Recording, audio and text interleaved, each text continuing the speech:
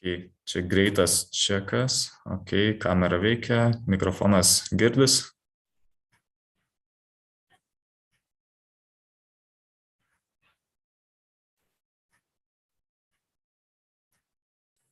Tikrai taip.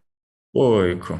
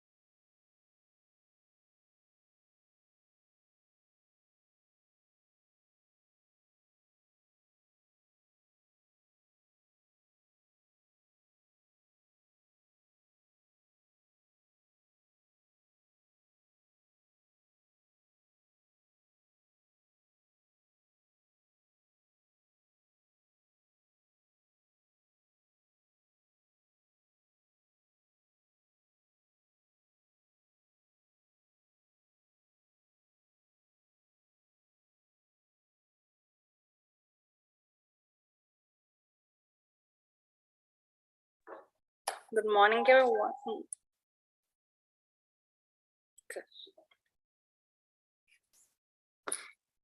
Good morning, everyone.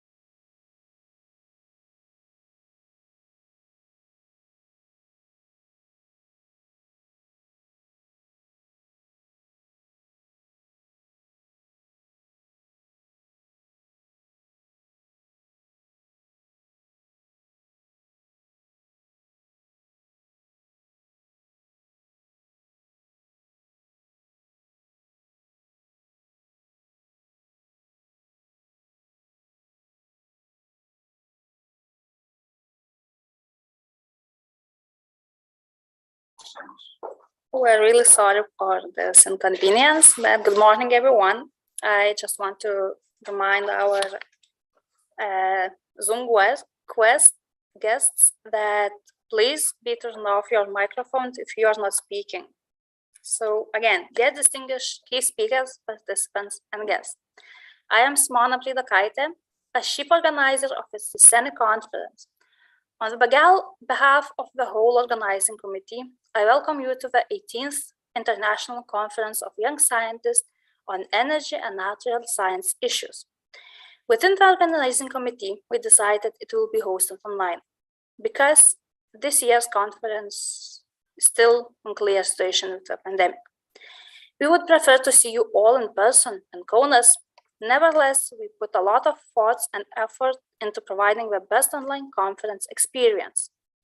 Throughout RTO Lithuania, an association of non-university research and technology organizations, we, the Lithuanian Energy Institute, the Lithuanian Research Center of Agriculture and Forestry, and the Center for Physical Science and Technology, established a partnership into co-organizing the Cyseni conference. This partnership allowed us to expand the topics from mostly energy-related issues to 20 topics in 3 sections: energy, physical, and environmental science. This year, we also started a partnership with 2 open access MDPA publishing house journals, Applied Science and The Plants, and the Lithuanian Academy of Science journal Energetica, which we hope will be an excellent platform and opportunity for papers of the conference to be published and shared with the scientific community worldwide. This year, we have many presentations, more than 150 from around 20 countries. Since we have participants worldwide, to avoid connection problems and ensure the best watching experience, the decision was made to upload recorded presentations instead of having live ones. All our participants' presentations are accessible in the Town metaverse. In addition to recorded presentations by the participants, we will have 7 live presentations by our key speakers. More about it just a little bit later. We hope you will find the event interesting and informative. And now I would like to ask the director of Lithuanian Energy Institute, Sigitas Sinkevičius, to give a word of welcome.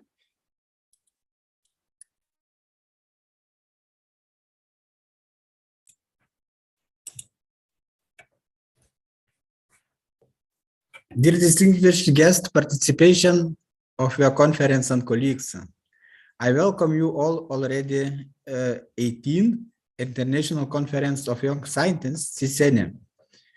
Similarly as in previous conferences, all topics of this conference will contribute to worldwide objectives in fighting climate change. The European Union countries have especially ambitious goals in this respect. So-called the European Green Deal is under implementation with a clear vision to achieve climate neutrality by 2050 in Europe continent.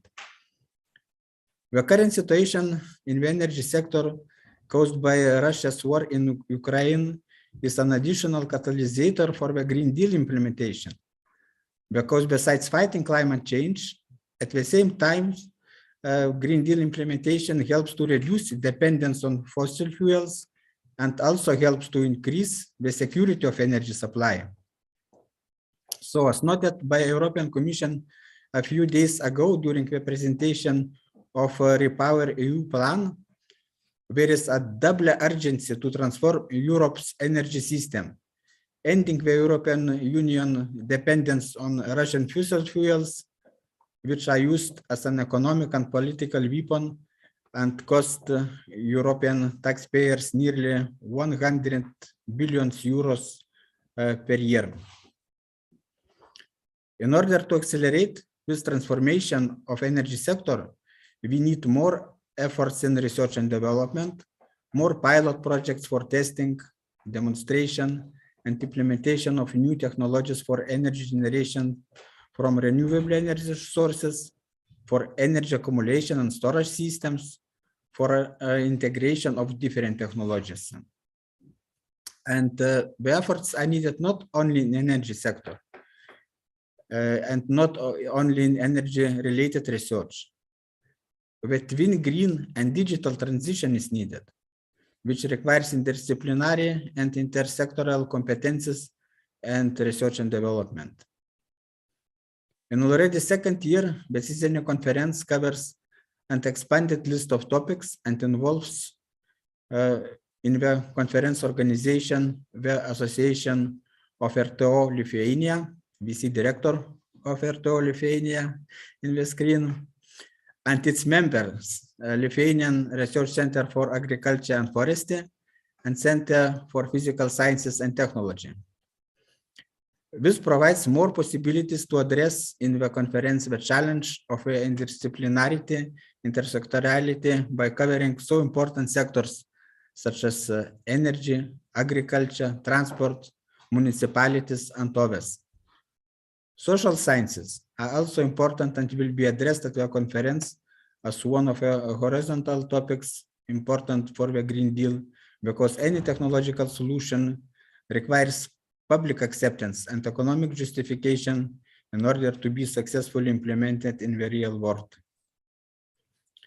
Major European Union Research and Innovations Program Horizon Europe plays an important role in solving climate and environmental related challenges.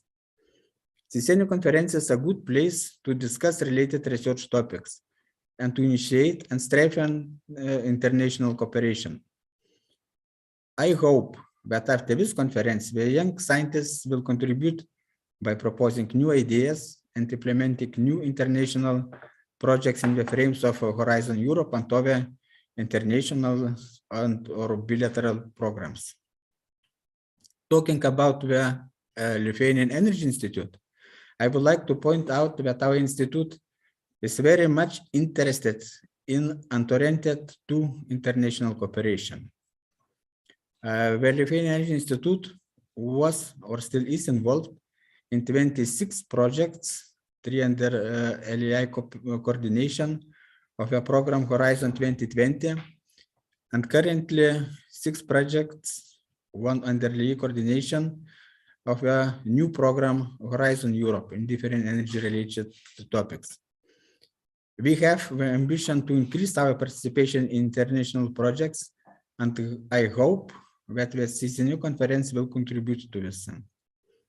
We at LEI continuously look for new collaborations and projects. Currently, we work on a number of new proposals for projects on different topics of energy research. The researchers of Lithuanian Energy Institute perform research in many R&D topics, from renewable energy. Mainly our competences are concentrated in bioenergy, to nuclear fusion and fission energy, hydrogen technologies, energy accumulation and storage, smart energy grids, energy economy, hydrology, and material research. All these topics are addressed in the Cyseni conference, so you will be able to know about our activities from the papers and presentations submitted to this conference. I would like to use this opportunity also to inform you that we at the Lithuanian Energy Institute have PhD studies in energy research and invite young researchers from Lithuania and abroad to apply to LAI for PhD studies. The applications for this year intake of PhD studies can be submitted from 6 to 22 June with a possible announcement of additional admission process later this year. The information about the application process and research topics of PhD studies, including new video about PhD studies and career opportunities in the Lithuanian Energy Institute, is available on the LAI website. Dear young scientists, you are our future. Our guarantee to continuity of research activities which are so important for the future of our planet and its citizens. Please enjoy the conference, make new international contacts, and initiate new cooperation ideas. Thank you for your attention.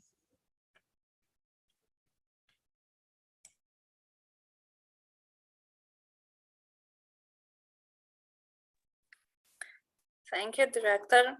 I would like to additionally say that our doctoral studies video is on Gathertown Metaverse too, so please watch it.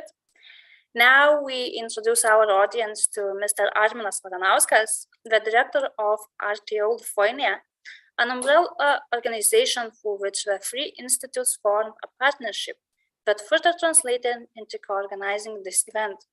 The partnership gave root to new ideas and additional resources, which were necessary to expand and improve the quality of the conference. Ms. Arminas, the screen is yours. Yes, thank you. Thank you very much for your kind words. We cannot hear. No? Testing. Everything all right, we hear you. You hear me now? Oh, okay. Yes? Everything fine, we hear you. Yeah. Okay. So thank you for your kind words, and thank you for invitation to have an opening and welcome speech in this conference. Not for the first time. It's very nice to be here again this year. Of course, I share the compassion and understanding that it would be very wonderful to meet everyone in person, but we have a situation as we have, and I think it's still very wonderful that you are able to find the time in your busy schedules and spend those couple of days together sharing the knowledge and trying to find new ideas, make new connections, as it was mentioned by the Director of the Lithuanian Energy Institute. I personally think that actually in academia and working in scientific field, it's one of the most precious thing you can have and you can achieve is to make connections. It's to increase your network, to make new friends, because interaction with other people, interaction with other scientific groups is a straight way to new ideas, to new projects, new endeavors, which in the end of the day will be useful for all of our humanity. So as I mentioned, I'm Executive Director of RTO Lithuania, which stands for Research and Technology Organization Association Lithuania.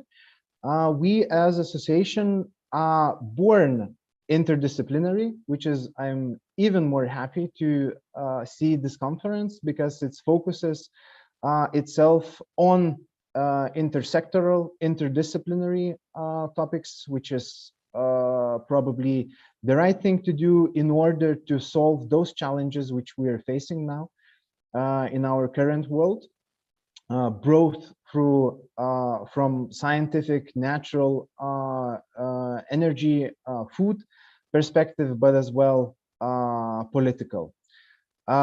We as an organization are trying to embrace further the collaboration between three research institutes, which were already mentioned and who co-organizes this conference by trying to foster the joint research and their activities.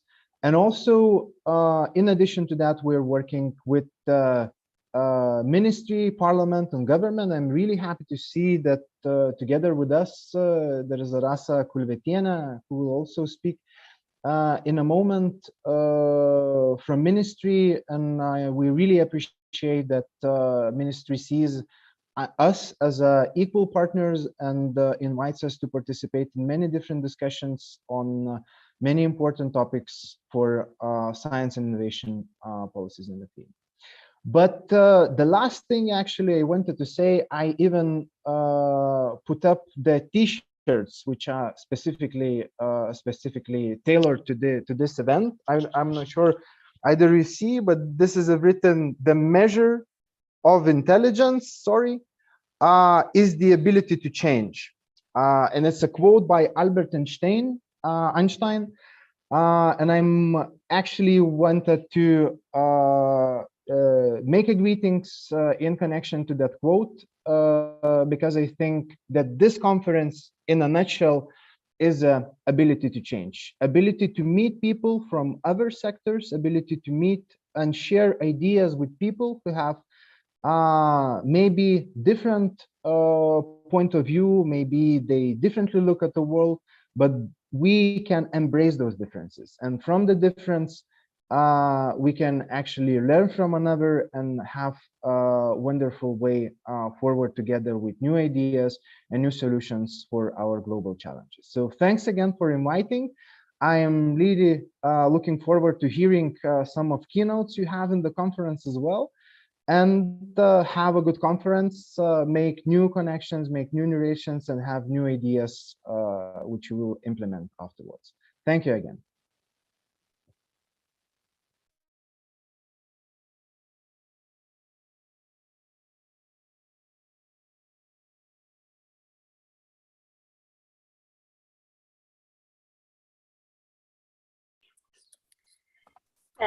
Mr. Armanas, once again, we are very grateful for the contribution of our RTO to improving the Cyseni conference.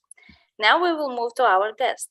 We, the researchers, often see the impacts and the importance of our work on a very narrow scope, while policymakers have a much broader view. They are the ones who see how studies translated to real-world impacts. We believe that close collaboration between policymakers and the scientific community is essential, especially when we have such ambitious national and international sustainability goals. Please welcome our guest, an advisor of the Minister of Education, Science and Sports, Ms. Rasa Kuditiene.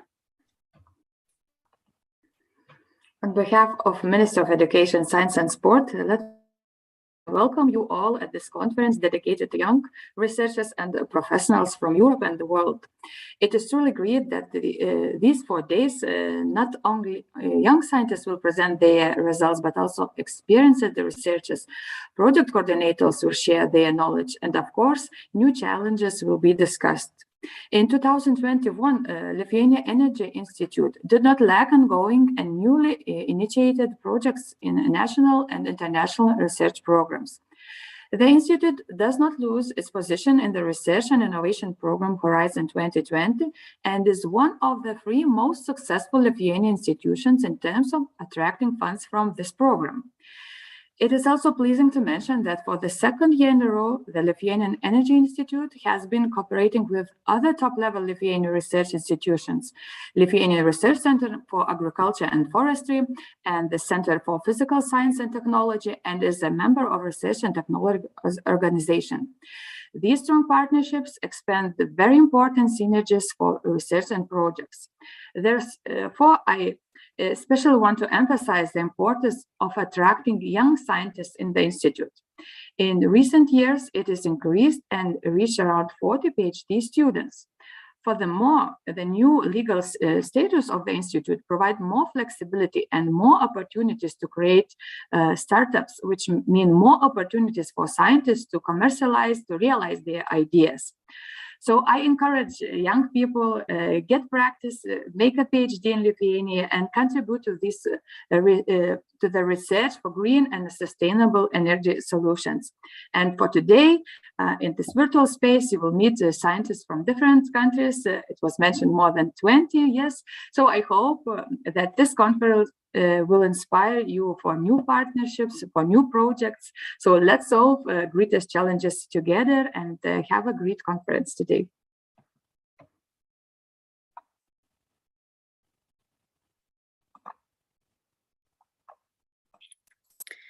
Thank you, Advisor of Minister Ms. Rasa Kulvitiana.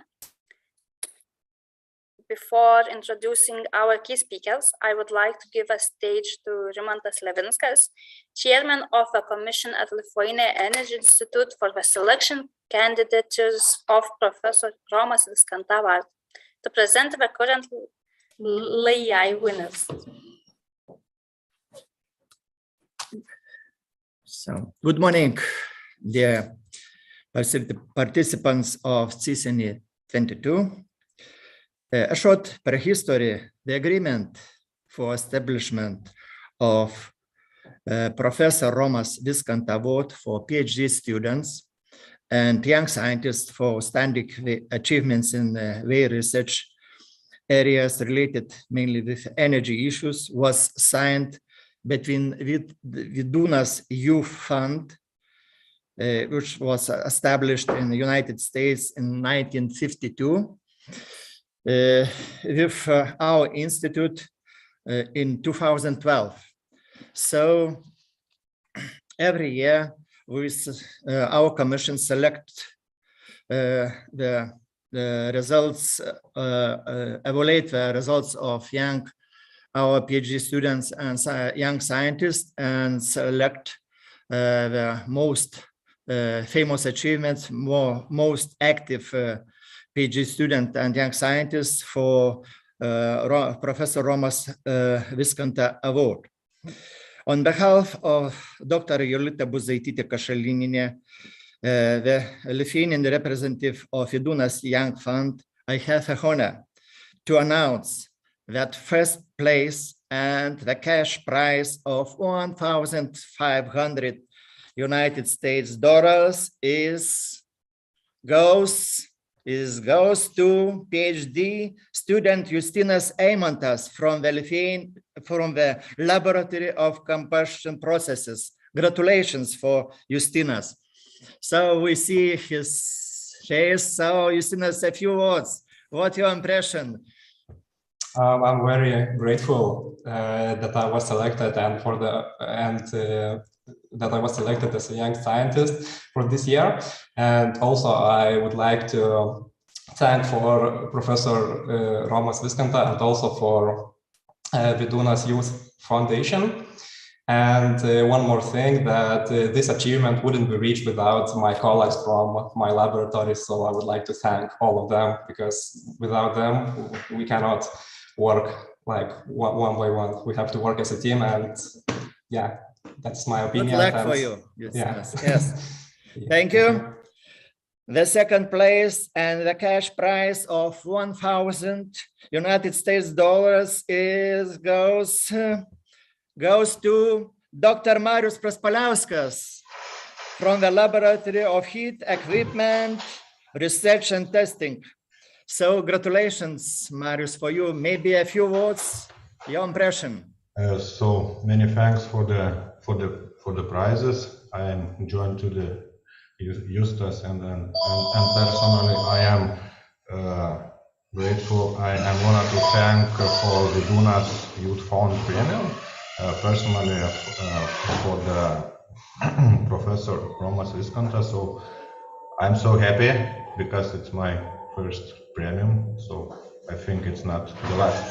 So many thanks. Congratulations, Marius. So my role is finished. Good luck for all participants of Cyseni 22, and of course, next meeting next year. Good luck.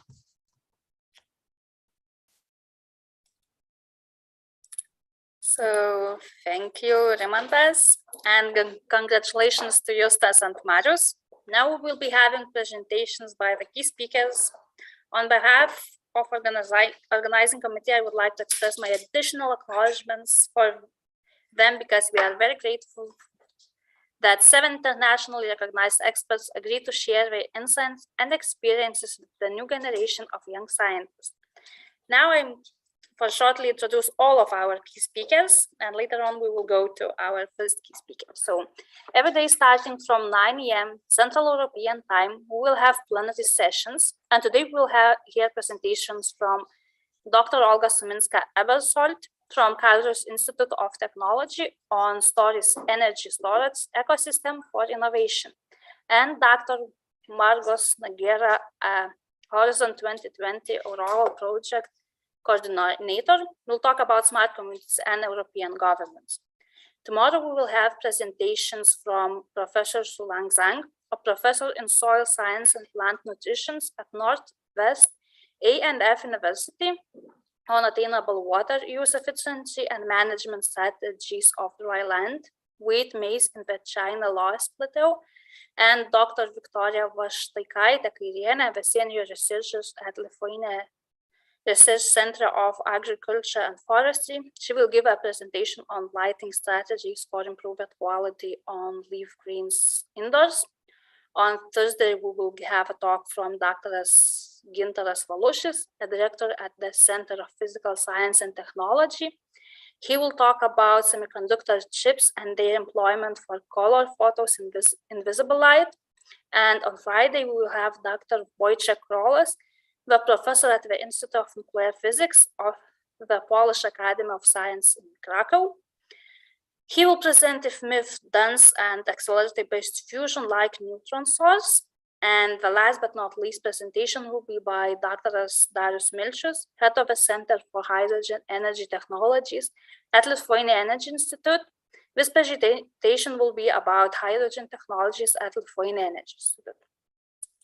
You will have an opportunity to give questions to key speakers using YouTube live chat. If you don't see it, you're likely to watching the live stream through the Cyseni website or the Facebook page. Just open it on YouTube. After each presentation, if there will be any time left, we will ask the presenters selected questions. You can leave a question anytime during the presentation, as there is a person tracking all of the comments. A quick note, only questions related to the topic will be asked. We will conclude live sessions at 11 a.m. Central European Time or 12 p.m. Eastern European Time. There will be no further live sessions. However, starting from Wednesday, all presentations by the conference participants will be available for watching on the Gather Town platform. Each day will be a topic section where participants must be near their stands and answer the questions. Papers and extended abstracts by the participants will be published in the conference proceedings, prepared and uploaded to the Cyseni website. And now, let me introduce you to the first key speaker, Dr. Olga Suminska-Ebersold, Senior Scientist and Project Manager at Carlos Institute of Technology. She was involved in the development of the Stories project and belongs to its coordinating team. Today, she will introduce you to the Stories project. So, thank you very much, Simona. I hope you can hear me. Yeah, we can hear you. Okay, then I will now try to share my screen. I hope it will work as well. Okay. So now you're supposed to see the presentation I've prepared. Yeah, we see it. With my colleagues. I will talk today about our project. It's called Stories. And in Stories, we take care about the energy storage. And first of all, I think I wanted to give you some short introduction on why we see energy storage as the key enabler of green energy transition that we are working now in Europe. And after that, I will just give you a few words about the story of Stories, how it comes that we have this project and why is it so special and why it's also important maybe to you. And I will describe you the opportunities that we give to young scientists working on energy storage or on linked topics, and also what we can offer to the senior scientists and experts, how they can contribute to Stories, how can they give their input, and how can they also win something out of Stories. So I will start with the question, why energy storage? So we talk in Europe a lot about renewables, and now we talk also a lot about gas and gasoline and everything, what we get out of the ground and pump it up and use it, burn it mostly. So, but here I will show you why we should take more care about energy storage, and maybe then we will find solutions for all our problems. Here you can see some very nice, very nice slides showing the experiments that colleagues of mine from Uniperugia and from KIT made.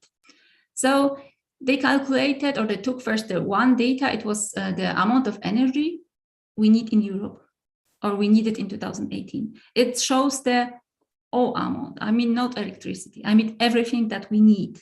And it's about 21 terawatt hours, 21,000 terawatt hours. And then they thought, okay, is it possible to use only photovoltaic energy to cover it? So they made some calculations, made some tables, used only Excel, very uncomplicated calculations. And they found out, yes, yeah, it is possible. So if we take under consideration the radiation, of course, the day-night changes and the seasonal changes. And if we consider not the best photovoltaic panels, but something quite easy and common, and it's also getting, let's say, it doesn't work all the time, they calculated that we need in Europe actually only this black lines you see there of a ground to be covered with photovoltaic to get enough energy for us, for whole Europe, to work as it was in 2018. So since my boss is Italian, he wanted to have it only in Italy, and so it would be the island Sicily, Sardinia, and half of Apulia, and then we have enough energy for whole Europe. If we cover it with photovoltaics, of course, they will not agree on that, but still, you see how that we don't really need a lot of it.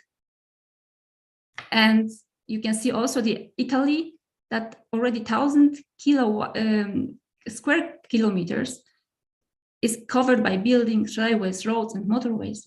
If we take this space, then we have 1/3 of it already done. Only in Italy, only with the urbanized territory in Italy, we can achieve really high levels of photovoltaic usage.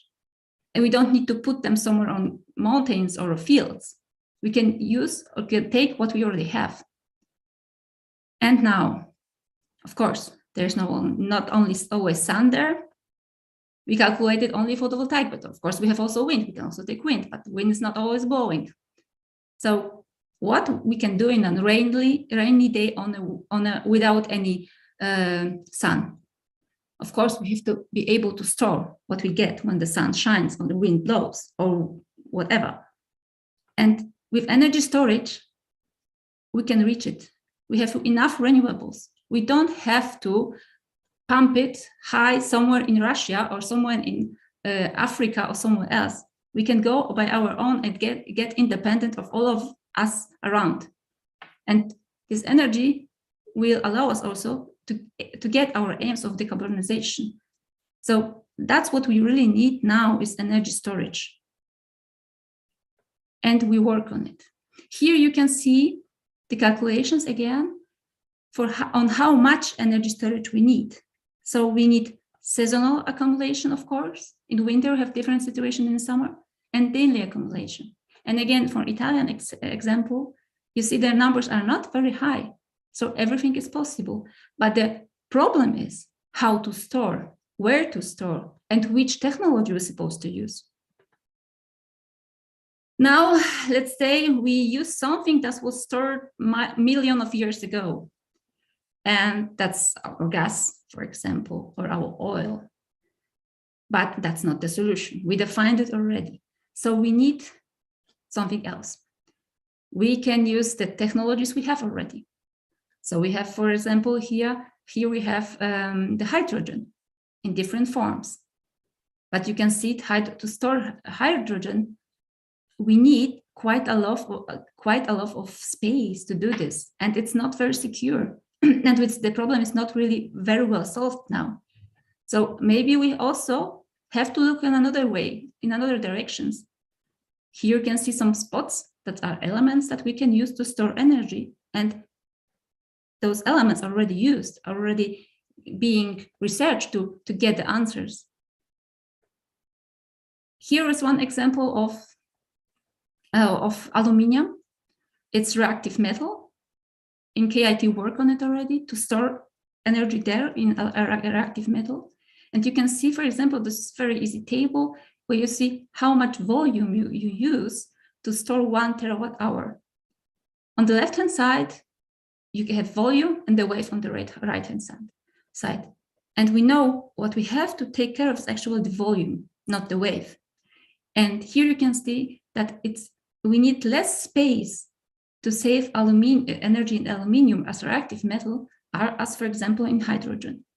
And this way of saving energy is secure. There is nothing happening. You can just put a block of reactive metal aluminium somewhere staying and nothing will happen with it till the moment you use it again.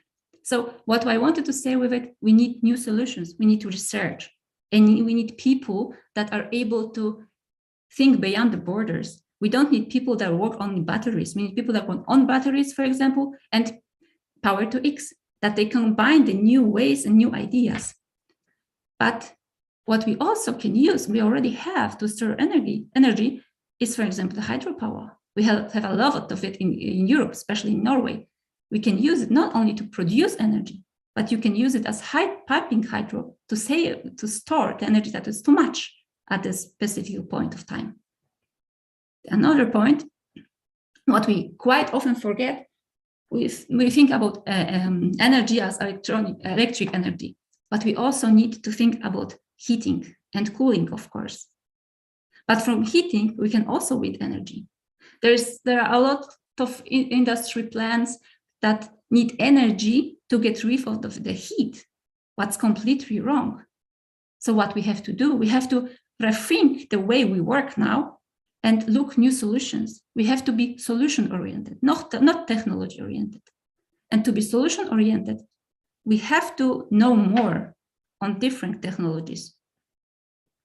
So, and this idea of combining technologies, letting people meet from different fields was the starting point of a program, European program, that also our stories come from, actually. So maybe few of you already heard about European Energy Research Alliance. It's a huge alliance. They have, I'm not sure how many organizations they're working on energy production, energy storage, digitalization, and so on. And the largest objective of this program is to let people work and talk, but also to find out solutions that we can send to the Brussels, for example, and tell them what can we do better, and what is the future, what are the challenges. And that's the aim of ERA. In ERA, there are many different joint programs. So you can see a few names here. And we are connected with all those groups.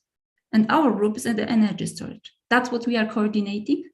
And in our joint program, we have about 40 organizations from all over Europe. That's academia, that's research organizations. We have no industry there, what has, of course, some pluses, but also some minuses. But we work with industry. They support us, they give us input. We talk to them and analyze our problems and our ideas. So we have in our joint program electrochemical energy storage, chemical energy storage, thermal, mechanical, semiconducting, magnetic energy storage. And we have techno-economics and sustainability sub-program that combines them and looks for cross-cutting activities and let the people work together. What we also have in our joint program, we have mobility scheme for young researchers. It means we send our PhDs from one organization to another that they can work there, and we pay for it. We organize PhD days where our PhD students can introduce themselves to people, to experts from other organizations. So it's a very good idea to find supervisors, for example, for the next step of the career. We organize events with different joint programs. We organize events with industry. And since 2017, we organize already hybrid energy storage workshops, where we show how we can combine different energy storage methods to find the solutions. And last year, as let's say in the final outcome of our work, we were able to win a project on research infrastructures that is dealing with hybrid energy storage solutions for the renewable energy supplement. If you're interested in this program, you think it would be nice to check at least what we are doing, you can just contact me, or you go to the webpage that I'm showing here. So now I'm coming to storage. The storage means storage research infrastructure ecosystem. What our main objective with this project is to build up an ecosystem of energy storage. We know that battery people, they have their ecosystem. We know that that hydrogen has its ecosystem, and it was missing actually for the whole energy storage. In our project, we have 47 organizations from all over Europe. You can see the map, and we have 64 research infrastructures that we will give to the researchers from all over Europe, not only from the consortium, to get used, to be used, to visit. We have 70 countries involved. The project started in November last year, and we have a budget of 7 million euros. The project will end of 2025, and KIT Karlsruhe Institute of Technology is the coordinator of the project. So the objective is to build up ecosystem. How do you do this? First of all, you need to allow people to exchange. That's why we have this 64 research infrastructure that can be used. We support it. We have proactive research infrastructure usage. So we show and tell people, give them some advice how to do this, in which direction this should go with their research. But not only that, we take care also about young researchers in our project, but also outside of our project. We think that we talk so much about sustainability issues, but we have also to think about sustainable research. So it means what we will achieve in our project, we have to give it to another people. And we need to teach people how they will have to work in the future, what kind of challenges they will have. In 20 years, there will be different challenges. We have to be able to find out what it's be and how to approach it. We need people, of course, that are technicians in the fields, that are experts, but they also need to know a little bit of sustainability. They need to know what LCA is, for example, life cycle assessment, and how to talk with stakeholders, how to talk to politicians. I think this also is needed now and will be needed even more in the future. So what we offer, we focus on the master students, but we focus also on PhDs. So we're preparing for the mentoring program so that the PhDs will be put in touch with experts in different fields. Everything will be in October on our webpage. We will organize annual summer schools for young scientists on hybrid energy storage. We'll explain what hybrid energy storage is, what kind of technologies we have now, what we will need. We will also have online courses for workforce. So also for people that already are working on energy storage or energy and want to learn a little bit more on energy storage or the linked topics. And we will build up an online platform with existing academic courses on energy storage. So we will start everything in October. If you are interested, please just have a look there. But still, we will also have something that is open not only for young scientists, and that's the heart of our project. We will have 6 transnational access to our laboratories starting in April 2022 already. So it's already open. You can already apply. And we will have 5 international accesses to mostly research infrastructures in Canada, starting October 2022. That's the practical side, but there's also more theoretical side, which I will describe in a few slides later, talking about experts that we need in our ecosystem, and that we would really appreciate to have you joining us. But first, this point, it means the access. So we already opened the first transnational access call of stories. And what does it mean exactly? It means that we have this 64 research infrastructures across the Europe, and they're open now. So everyone can apply to go there and make the research. It's the first time that energy storage is doing something like this. And the only regulation really we have is that the application has to be well written, of course. It has to show some great research that you plan to do, that you would have to go to another country. That's the transnational point of the name. And that the people that are EU members or EU associated states are not allowed to apply and to take part in it, since it's a European project. So our infrastructures are listed on our webpage.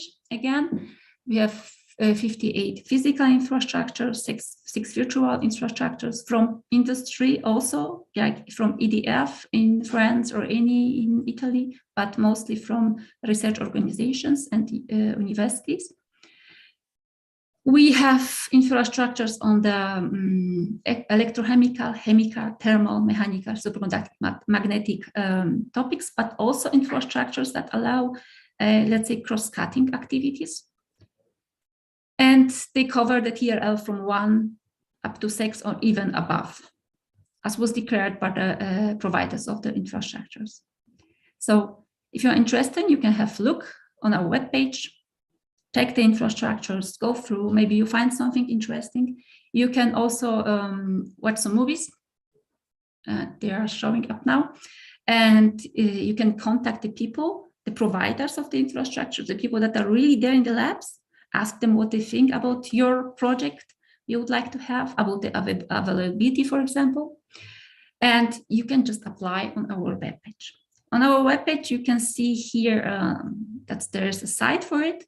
You can just upload download the application form that is shown here, where we just ask about how many people should work on the project, when would you come, what's the topic of the project, what would you like to do, and why, what kind of solution you, for example, plan to have.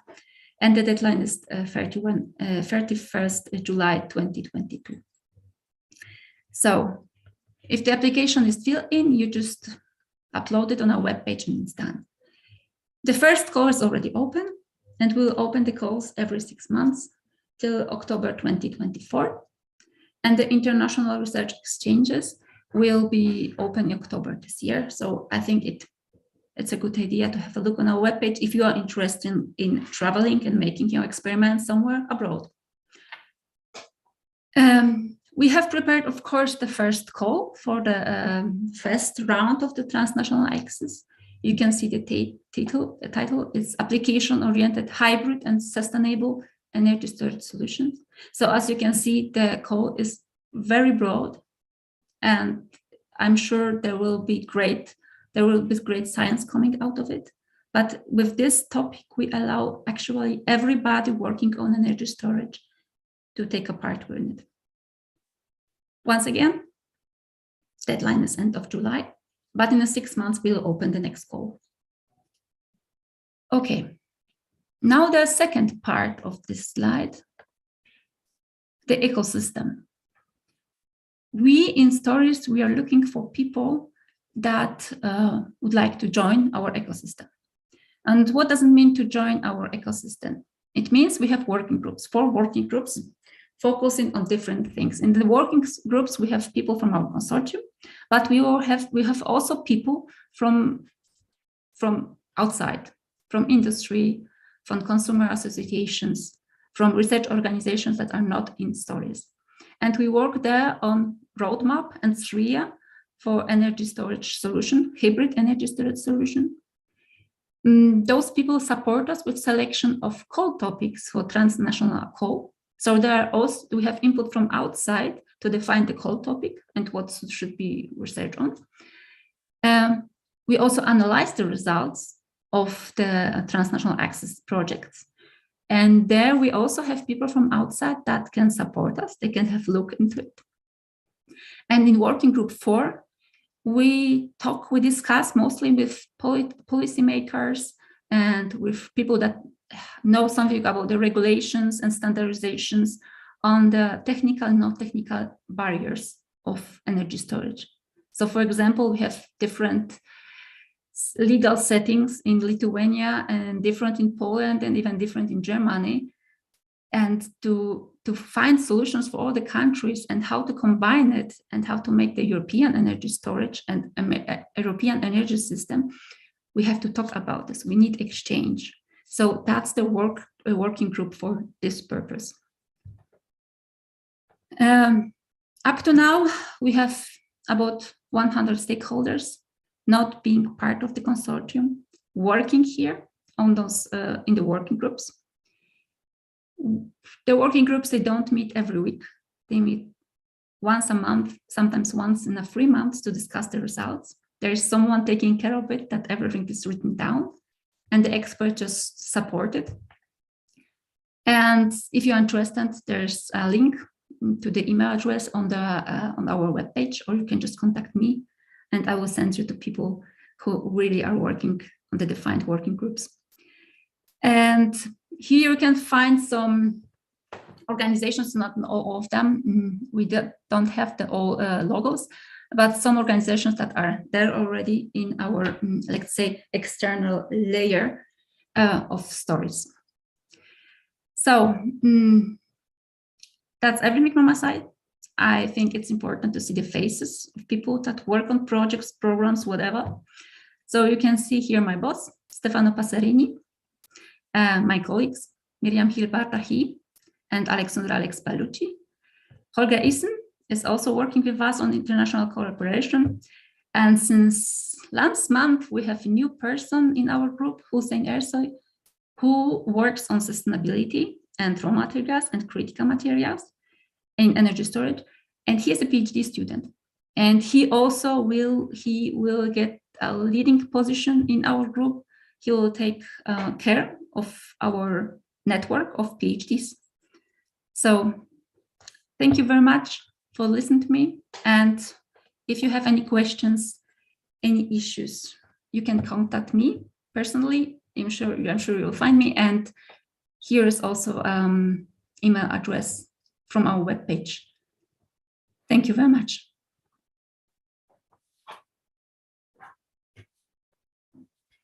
So thank you all, Dr. Olga Sminska, for your really interesting presentations. Now we are waiting questions. Maybe there is some. I think if anyone will have a question, they will write you about it. So thank you once again for your presentations, and good luck with your project. Thank you very much.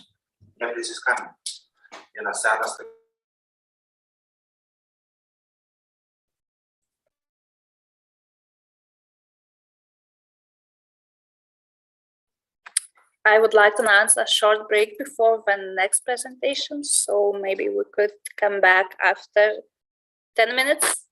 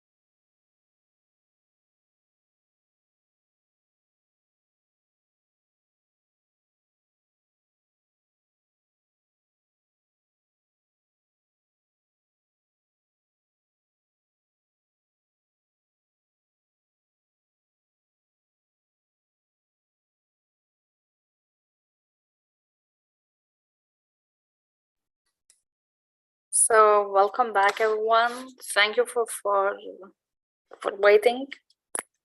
Now we have our second presenter. This is Marcos Antonio Negreira.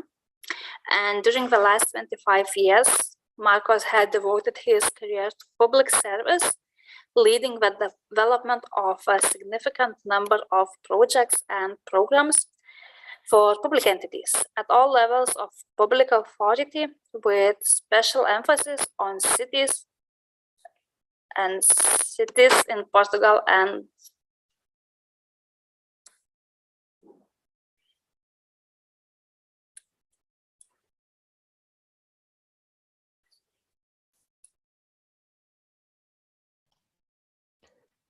Good morning.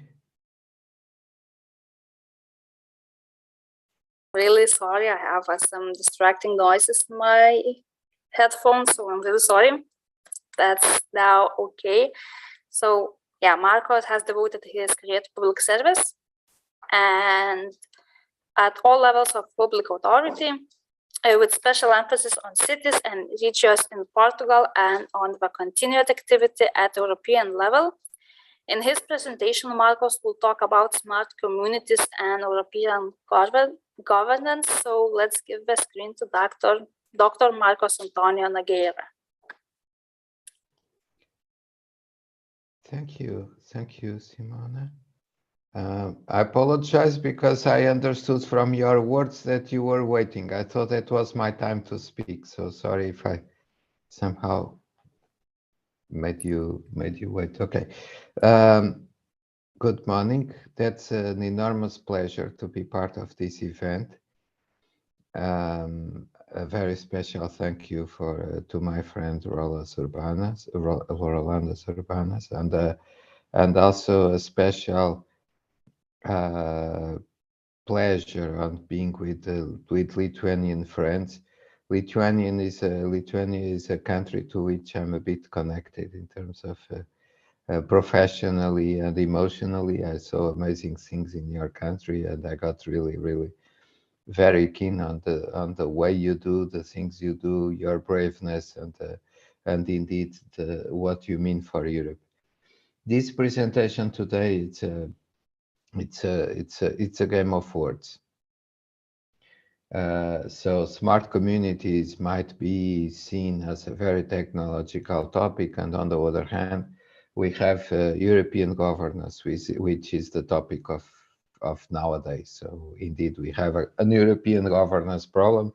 At the same time, we are facing a triple transformation: digital transformation, ecological transformation, ecological transition, and also social transformation. That's unstoppable. We have everywhere new ways of the communities to organize. And so what to do with, okay, let's make Europe stronger as we make our communities to be stronger. And that's, it has to be part, and it has to be aligned, and it has to be co-developed and supported by all the triple transformations, so the social, environmental, and digital. Okay, so this is a little exercise of reflecting about those topics.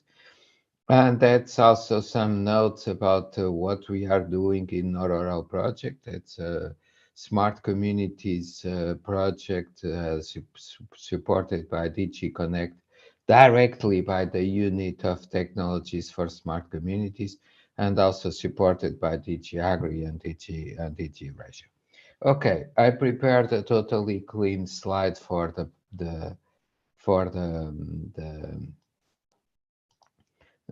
first slide, just to prevent logos, because we are talking about European governance, and this is there is an European project behind, but it goes beyond. So that's opinion, so personal opinion that I would like to share with you and debate. So no logos on this first slide. And then I'm just making a small game of words to start, and then we go more concretely to the topic. So what are the smart communities about? I think it's indeed using technology to take care of people and nature. Sorry for making this parallel, but if we don't take care of nature, we are not a proper community, and there is no way we take care of people. And if we forget for a moment that we have to take care of each other in Europe, we are going to disappear. So that smart communities is about taking care of people and nature by using technology. And when I mean taking care of people, it's taking care of our neighbors. Ukraine is totally present in my thinking 24 hours a day. It's taking care of our neighbors, it's taking care of our elderly, it's taking care of our children, educating them, is providing people with opportunities every time we feel driven, responsible, and motivated to innovate, to entrepreneur, to take care of our own lives. So in that sense, we need to still operating as community. Europe is made of a lot of communities. We are all equal in our differences. And to do that with technology, we name it smart community. So to do that, to make it possible, we need a digital environment. It doesn't work by using Google and YouTube only.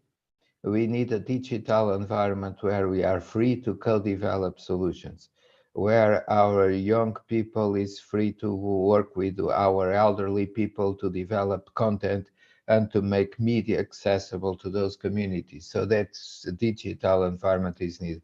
If I needed to do an example, we could use Uber. Uber, it's a digital environment that works everywhere. They are strong enough to have their own proper digital environment. But if a small community, if a small company, if a group of entrepreneurs wants to start a new endeavor, they have to have the digital environment by themselves. So we need to have a public digital environment in Europe where the small entrepreneurs can work with. That public digital environment is still missing, and that's indeed very much what we are doing under our oral project, is to provide our communities with that public digital environment for them to work on digital. This, we name it middleware. It's a funny word, so it's not software, it's not hardware, it's the thing in the middle where we interconnect, and we are capable of interconnecting solutions that serve people, that serve nature, that indeed are driving a new ethics, a new approach for the communities. And those solutions operate like a blockchain of services. So I want to bring a service to this open market. I can take the service away to go somewhere else. This service is good for community. I can connect it. That's about freedom. The freedom of entrepreneuring, the freedom of serving, the freedom of enjoying, the freedom of creating, the freedom of speaking. And that is when it's part of this middleware to be served to the communities. We need technology that enables us to do it as a blockchain of services that is open, that is able to close the divides, because there are enormous divides that digital is creating. We see a lot of concentration, and communities are about proximity. So that's a paradox. On digital, we work globally. On digital, we work universally. Digital, I'm here speaking with my Lithuanian friends, talking to Lithuanian audience, and so deeply thankful for doing that. But I'm speaking from a village in Portugal. So this is the amazing part of digital. So we can be everywhere, anytime. But on the other hand, we can't do nothing without protecting proximity. So we have a big divide between proximity and concentration, that we need to have technology and governance that help solving, but also to start providing people with the right skills so we can enjoy not only using the digital, but also being part of generating digital contents, digital tools, and digital services. Technologically, it requires interconnectivity. It requires creating resources on IoT basis that are interconnected. It's not solved technologically. We can't do it openly without the middleware that make it possible for us to be digital prosumers. So we are serving the community with new digital solutions, and we are also enjoying it. It's very, very clear in culture. If in my region, rural region, for instance, we want to have an orchestra of people playing around with instruments. They are not sitting together, but they are using digital, but they are also generating digital content. So it's absolutely urgent that we adapt our system in order to make it possible to have this culture of digital prosumers. And then we go to that very same idea that if we are prosumers, we help co-developing. And if we do co-developing at the European scale, we are able to create two things, to bridge the divide between concentration and proximity, and also to have this European model for digital, where everybody is welcome to provide the community with solutions and to provide contributions for the digital development. That's also the way to live the value of digital to help developing our communities. We are very, very grateful to what Lithuania is doing, because indeed you are doing very well on developing these digital clusters. That's a bit more. If we do co-development, we really have to engage people to be part of the solutions. It requires investment, so we have to adapt the investment tools in order to balance concentration. So we need to co-invest in the same solution in several different places to ensure that with interoperability, with this middleware, with the open environment, the solutions can be not fractioned, they can be integrated, so they can serve larger number of people, wider range of communities, and so be sustainable economically. This will help Europe to regain its digital sovereignty. And we have a problem of sovereignty in Europe everywhere. That's a matter of discussion. That's up to our governors, because on one hand, we have to keep our sovereignties because our countries are sovereign, but we have to be able to create this cooperative sovereignty for Europe, and also to welcome our friends that need to be in. I'm thinking about Ukraine, I'm thinking about Moldova, for instance. But when it comes to the digital sector, that sovereignty is long gone. If we don't pay attention, our children will be taught with Chinese tools. And indeed, every time we need to find a street in Europe, we use an American tool. Nothing against. We are very open to work with our partners everywhere, but that's critical that Europe finds a model for digital where we can regain some digital sovereignty. That's about smart communities, co-development, interoperability, the digital prosumers culture. And also relating to cybersecurity, we have to have models to keep our internet secure on the basis of collective security. It doesn't work to have individualized security. Sometimes it fails when it is collectively. We are all watching up to each other, so the solutions and the part of this middleware are able to be kept secure. And of course, it works with multi-interoperability. So we need to have tools, that sort of blockchain of services. We need to have tools that ensure that every service, every new service is interoperable, regardless the sector, regardless the geography, regardless the purpose.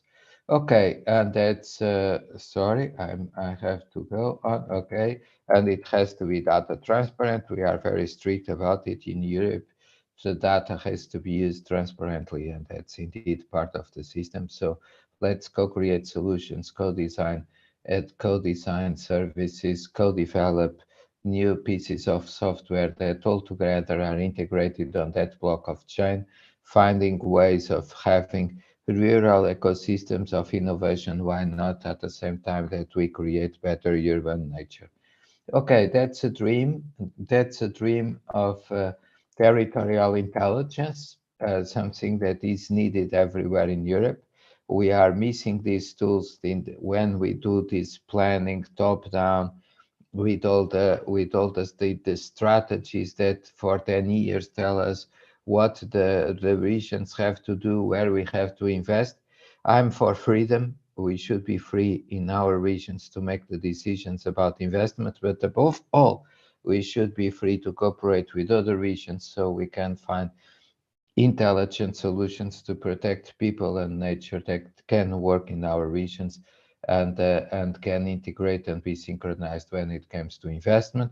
It opens huge opportunities for modeling to protect nature, for smart learning communities in order to integrate everyone and to make it possible to have just local markets and finally to end up with an integrated European market. Europe shouldn't be only about common in economic space or a free economic market only, is also a free space of cooperation.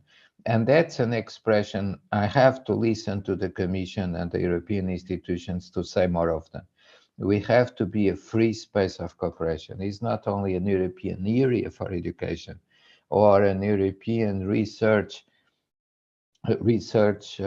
space. No, that's open and free for cooperation. That's a kind of free market for cooperation everywhere from our regions. So that's why this presentation is named it's named about governance and smart communities, because indeed all those ideas put together drive us to reform the governance in Europe. We need tools and instruments and mechanisms for the regions co-invest in common solutions every time they face a common challenge. So joint solutions for common challenges, and we don't see it. We see the funding to be fractioned among regions in member states. Not one single mechanism for a region to pick the phone and to call another region and to say, let's do a project together because we are facing the same issue related to water management, soil management, wildlife management, health care for elderly people using technology. So those solutions cannot be any more top-down. They have to be freely proposed by the regions to be synchronized with other investments so we can get the right scale for the solutions to work. That's the big reform we have to do in Europe about governance. That's to have more room for the regions to operate on their own objectives, purpose, and to have the freedom of action. That's a huge change, and indeed, a few days ago, I organized the European Summit for Smart Communities. We had the president of the European region, the European Committee of Regions, and exactly our friend Apostolos Tzitzikostas exactly said the same. We need a new treaty to make the regions to have a better and stronger role. Nothing against the member states, but we see blockades everywhere. For instance, I'm very ashamed of seeing France blocking the adhesion of Ukraine to the EU. So that's up to the regions to find new routes of cooperation. It's urgent to save our continent. It's urgent to save our dream. That's again the work of our generation, is indeed to reform the institutions, to make freedom of cooperation possible within Europe. Okay, but now let's come to the concrete things. There is an amazing project. It's named Aurora. It takes care of the technology in order to build that middleware I mentioned to you that we need in order to make small solutions to become big, to scale up by integration. And that's also about serving regions, namely rural regions, with solutions for the several aspects that are taken care when we say that are considered when we say that smart communities are about to take care of people and nature. We have partners a little bit everywhere in Europe. This number is not updated because now we have 12 member states, thanks to Poland. We have 8 pilot regions, but they are going to increase to more pilot regions, and up to now we have 25 keywords to define smart communities. So a number of dear partners working on the core of this project is expandable and extended to other partners. I will explain how. I will keep these more technical slides on the presentation so you can use it, but I'm going to skip it a little bit. So there is a technical approach that indeed we have to consider, but I was more keen on focus on the governance aspects. So that's these are the regions, the domains. I will just stop here a little bit, because when it comes to technology, it's not only about big concepts. Indeed, we have to solve the problems, and in Europe we miss a middleware. We need a reference architecture to which the region, the solutions to which the digital services can connect. It's like, can you imagine a continent where big corporations could have a passport and be free to work everywhere, but ourselves as citizens, we couldn't go in another country without asking an authorization to some superior authority? All freedom would be gone. And no, in Europe, we are free to move. We are free to go everywhere, and we are welcome, and we are protected. And the first duty of our member states is to protect that freedom. I have been in Lithuania a lot of times. Every time I felt very, very welcome. Thank you for your country. You are amazing people. But you were kind enough to allow me to go there without asking an authorization first. So I could just take my ID card. I went there, and if by some reason I got sick, I knew that I would be taken care. And you know how to take care of people. That's exactly the same with digital. If we are a small solution, we can't go nowhere. There is no freedom of movement. And we say, yeah, but the treaty is about freedom of movement for people and goods. But where is the freedom of movement for digital services? We miss it. And that's why. So I hope you can hear me. I had some stuff with my computer. Can you just confirm that it's still fine? We hear you loud and clear. And okay, we see your presentation. You see my presentation? Well, now we see your file folder. Oh my God, sorry, because something. Okay, sorry for interrupting. Give me just a second. I have to find. Oh, come on. I'm so sorry. Okay, now I hope you see the presentation again. Everything is fine now. Thank you. Thank you so much. Sorry, so I apologize for this little stopping. Okay, this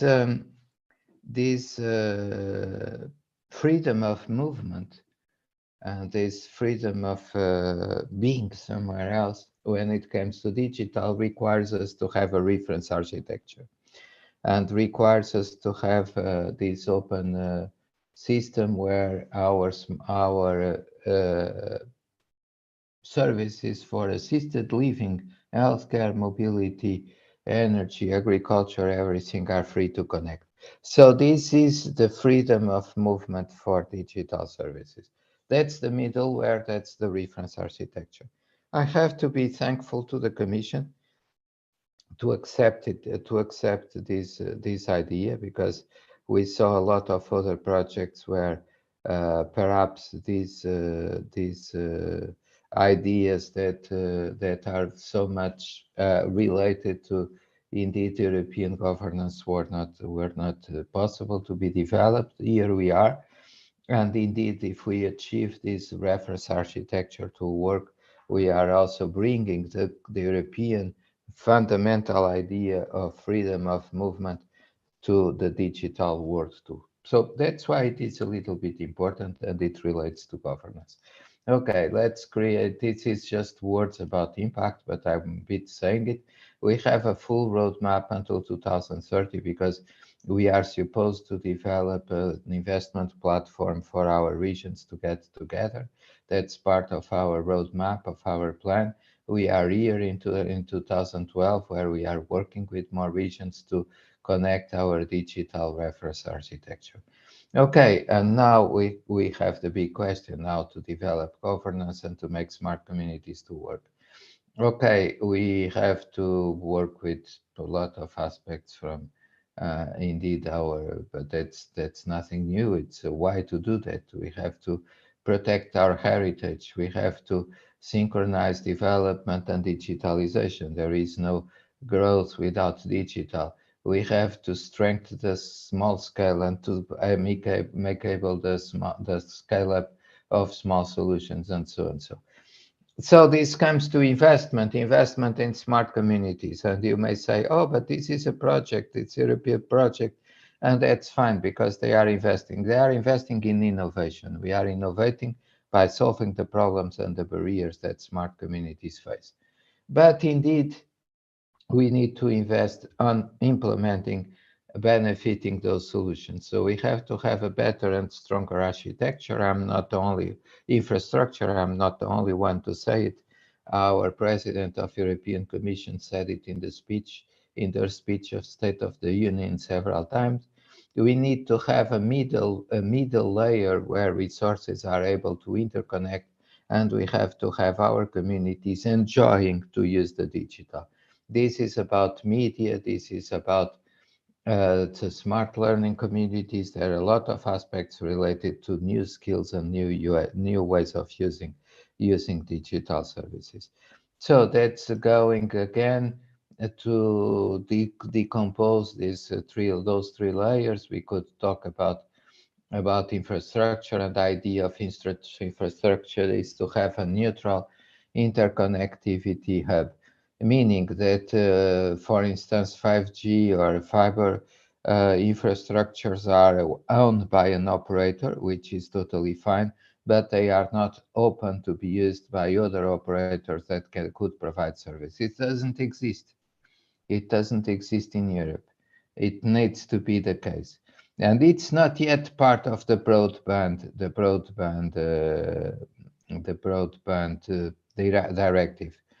The broadband directive is about quality. It's not about the open, neutral, enhanced interconnectivity. And that we need if we want our smart communities to be able to bring new services to those platforms. That's important for media. That's important for health. That's important for all sectors. The resources, I said it a little bit, it's exploring all the opportunities of IoT, connecting skills through services. So that's when it comes to co-creating, to upscaling our capabilities, that's the top layer. So this is, let's go a bit further. So we have this, we started with Aurora, the project. We have Smart Tomorrow as the investment platform.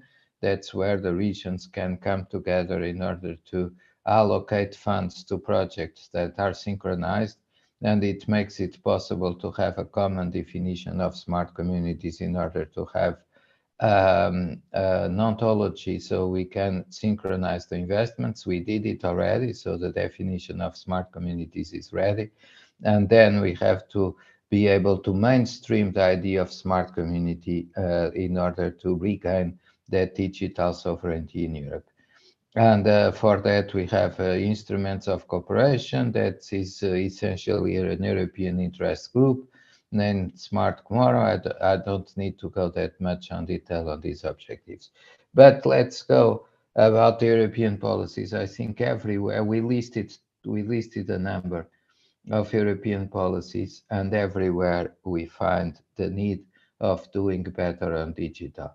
When it comes to the European Digital Decade, it's obvious, but when it comes to skills, there is no skills without digital, without artificial intelligence in education, without spreading access in order to make it possible lifelong learning, to make access to education, training, and learning actually reality everywhere in Europe. And if we do it, if we achieve it, indeed, we are doing the best we can to Europe, because we are bringing all the citizens to be part of this transformation.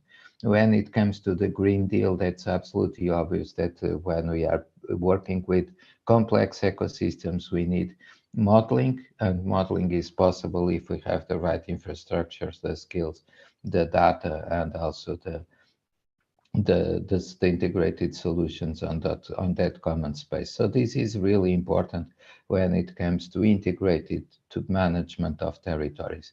Okay, so there are visions for rural areas, for instance, that needed to recover to bridge the divide gap to the urban ones. It's absolutely common to understand that we live better in cities than in rural areas. Services for citizens are much more available in urban areas than in rural, and that's not fair. And also it relates to all our supply system that is broken in a lot of aspects, and it goes to identifying creativeness and to give the opportunity to the local communities to work together. And there we have an amazing example, because we did the Conference of Mayors for years. It was a bottom-up approach. It was about climate and energy targets. So targets that are a common challenge that we have to jointly approach and solve. Even so, every municipality was free to within a common framework to develop their own solutions and come on. It was the largest, the widest, and the strongest movement of local communities in the world. So the Conference of Mayors is the best and the most inspiring example how this bottom-up approach based on freedom and based on cooperation may work. That's what we are going to do on the digital space. So we have priorities, but more or less I said it already, and I need to stop here. We have let's please just draw a little bit of attention to the Alentejo Protocol. That's the Alentejo Protocol is the ontology to synchronize investment at large scale to integrate applications, and that is very important in order to have funds to make it work in several regions, and so to scale up the solutions in order to build a future that is common. And this is why do I say our common future, because we may have very different histories. Lithuania has an amazing history, and we also did in Portugal. Sorry for saying it, and that's different from French history or some others that are more recent. But that's important to understand once for good, that we have different pasts, but multiple histories, but one single common future. There are no two futures for Europe. There is only one future we have to build together. So that's indeed the amazing story of our generation, is that we have to respect our heritage, we have to respect our past, we have to respect our history, we have to respect our differences, we have to respect our identities and our sovereignties, by the way, but building a common future where we all can feel better, where we all can integrate. And there are many things that should be part of that common future. It has to be for all. It has to be participated. It has to be clean. It has to be for all the generations and cultures inside Europe. And so it has to be smart, because regardless what we think about digital transformation, is unstoppable. So we have to learn how to do it, to make it be part of building that common future that emerges from our differences.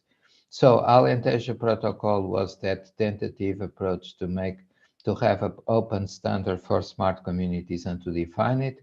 So that's available. It has 25 domains, some vertical domains where we can define smart communities, some cross-cutting domains. I pay a lot of attention to media. It's absolutely essential. And some technology principles, that transparency, multi-interoperability, digital collective security, those are the ones I mentioned to you. And the big drivers, we need to build this digital prosumer culture to work better for co-development in order to make possible small solutions to become big and to so achieve our European digital sovereignty. This has technical components, scientific and innovation components on basis of intelligence for territories, knowledge, data sets, the data space, the modeling, the platforms, and the services. So when it comes to investment, because without investment we lose the transformation, we have to invest in open hosted architecture for infrastructure. We need to integrate resources to do our smart skills, our smart learning communities, the learning 4.0 for our skills. So that's just an ambition of building a bright green, blue transformation that is based on co-innovation and co-investment. And it's understood that without co-investment, we keep fractioning the solutions. And if we fraction, it doesn't work. But that's also interesting to do investment with innovation, to integrate co-investment and co-innovation. So there is an European interest group named Smart Tomorrow, somehow born from talks with Lithuanian partners and indeed my friend Rolandas Urbanas. So there is a call to join. You are free to join, and this is indeed a very important movement in order to achieve those interesting results and to help rebuilding the European governance in order to do better in the future. I believe that in Europe we are facing indeed a moment of transition, a moment of change, a moment of transformation, and that has to be also a moment of reform. So we need to find roots for the future, and those roots have to be such that indeed we can reach the dream of a free, united, and independent Europe. And that's why we are fighting so hard.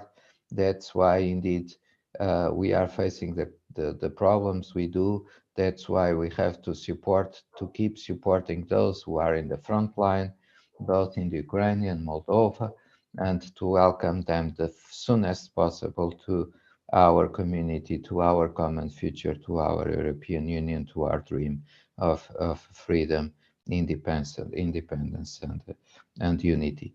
Okay, so this is a presentation where I tried to mix a little bit of technology with aspects related to governance and related to the overview of what we have to do together in future when it comes to cope with digital transformation and making it work to protect people and nature.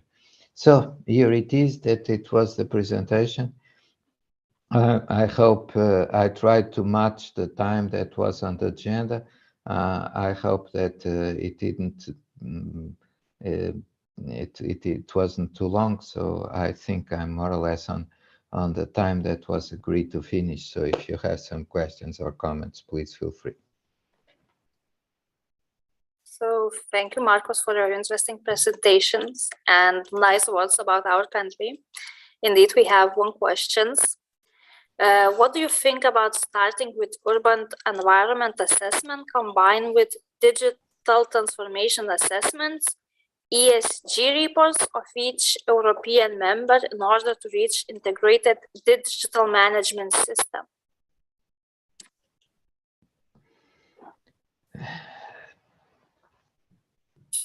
I understand that there is a need of assessing the starting point everywhere. My only question is that we should do it at a regional basis and not a member state basis. Regions are the right scale and the proximity to work with people for digital transformation. We have regions and cities and regions. So we have local governance, we have people electing mayors and regional officials. And I hope soon we can have a standard for governance of regions so they are better prepared to indeed address these issues. When it goes up to the member states, it may not work. We have large member states, we have smaller member states, we have member states with very different realities inside themselves. So that's a bit in the member state. We have to do an average of connecting with regions, with an average of understanding the different realities in regions, or otherwise we have to connect from member state to region, and then I don't see the point. Because if we have to be through the member state working at the regional level, why not to believe in freedom and to allow the regions to be autonomous on the digital side and to work among themselves together? No need of going through the member states level. So I would see the national governments to take care of the big systems that are indeed related to those top-down policies that are budgetarian or that are related to the sovereignty implementation. So justice systems, security, public security, public safety, of course, the issues regarding defense and protection. But when it comes to transformation, to innovation, to those innovation clusters, to those small solutions from the members, from the communities and the members of communities to enjoy it and become digital prosumers, I see it at the regional level rather than at the national level. So in that sense, I would say that everything is fine, but please let's remove member states from the equation and to be brave enough to work at the regional level. And that we see it we see it everywhere. We could see it in Lithuania. You have a cluster in Vilnius that work very well, and you have a totally different identity for innovation in Kaunas, for instance. Oh, that's great, but from here, I may prefer to, because we may find common challenges, I may prefer to work with Kaunas than with Vilnius, but they are both in Lithuania. So if we need to go through the member state, we are just operating one more layer that is unnecessary and is preventing the freedom of movement from the further solutions. Keep in mind that old idea of this thing is to provide the digital solutions the same level of freedom of movement we have as citizens. And that is about, it's at the lower layer of governance. So it's about regions and cities. We don't need, we fly from a city to another city. We don't fly from a country to another country. We cross a border, but we fly to a city, from a city to another city. And we don't like borders. That's exactly we are trying to get rid of, because digital transformations is exactly about that paradox. Of one hand, we remove all the borders because, for instance, now we are all in the same meeting talking from different locations. But on the other hand, we have to keep and respect that proximity that is inherently rural or urban. So in that sense, it's regional. So that's the right layer to work with is the regions and not the member states. Thank you for your answer. We have another questions. How would you see complementary between smart cities and smart villages? Oh, that's the same. Smart communities work for cities and regions and villages. So smart communities are the human face of smart cities. If we think on a smart city only with IoT or only for energy or only for climate, we are missing the point of people. And when it comes to people, I prefer to say that's a community. We may have lots of different communities inside the city, and sometimes they are overlapping and using different spaces of the city in different ways, or using the same space for different purposes, or just building, I don't know, artistic expression between buildings. And those communities are there in cities, and those communities are there in villages. So that in that sense, it's the same. It's more the human approach when it comes to the communities and more the technological approach when it comes to cities. And you may say, yeah, but it's needed because technology technology has to be present in cities. Yes, that's true. And we feel the need because cities are very concentrated and lively and thriving spaces. Yes.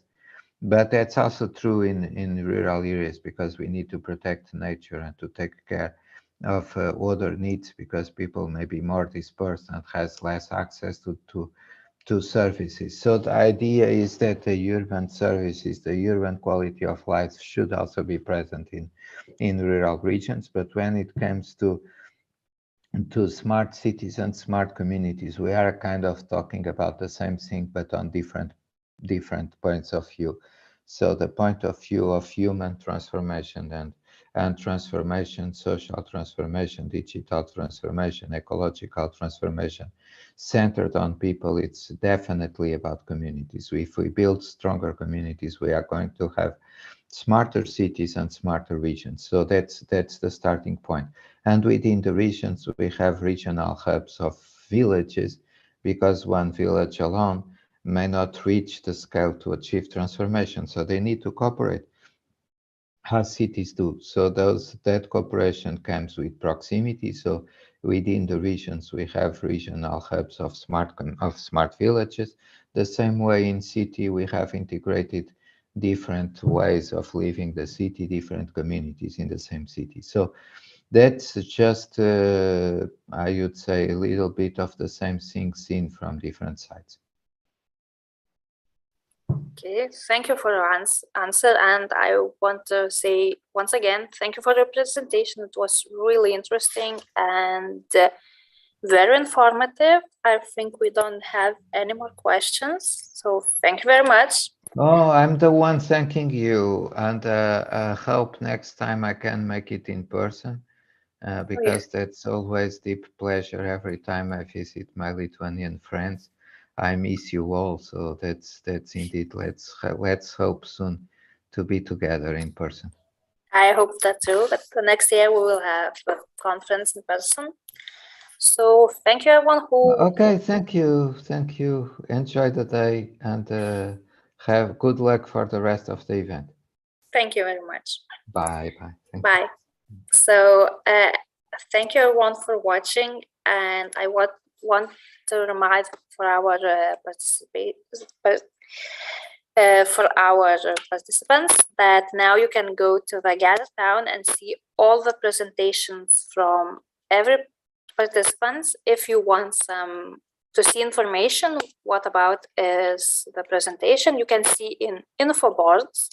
There is a list of all presentations in every section.